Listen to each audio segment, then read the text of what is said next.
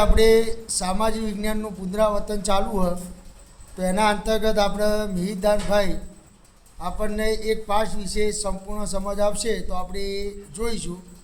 તમારી શાળાનું નામ શું? અમારી શાળાનું નામ શ્રી શંકેશ્વર પગાર કેન્દ્ર કુમાર શાળા પીએમ શ્રી ગુજરાત છે. કયો વિષય અને કયું ધોરણ?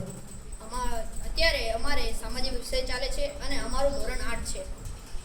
આપણે કયા પાઠનું પુનરાવર્તન કરીશું આજે? અમે સામાજિકમાં ધોરણ 8ના 5મા પાઠમાં અંગ્રેજ સમયની શિક્ષણ સામાજિક અને શિક્ષણ વ્યવસ્થાની પાઠ જોઈશું.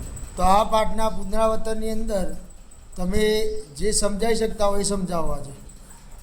ભારત દેશમાં ઘણી બધી વિદ્યાપીઠો વિશ્વવિખ્યાત હતી, જેમ કે નાલંદા, તક્ષશિલા, વલ્લભી અને વિક્રમશિલા.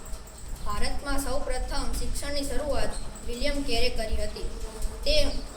તેમણે કોલકાતા પાસે આવેલા શ્રીરામપુરે ઈસવીસન 1789માં શિક્ષણની સ્થાપના કરી હતી.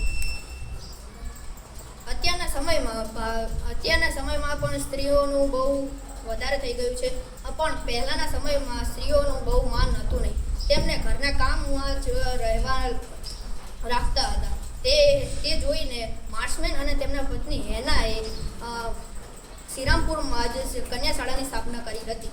ઈસવીસન 1912માં ગોપાલ કૃષ્ણ ગોખલેએ એવું કહ્યું હતું કે ફરજિયાત તમારે શિક્ષણ લેવું પડશે.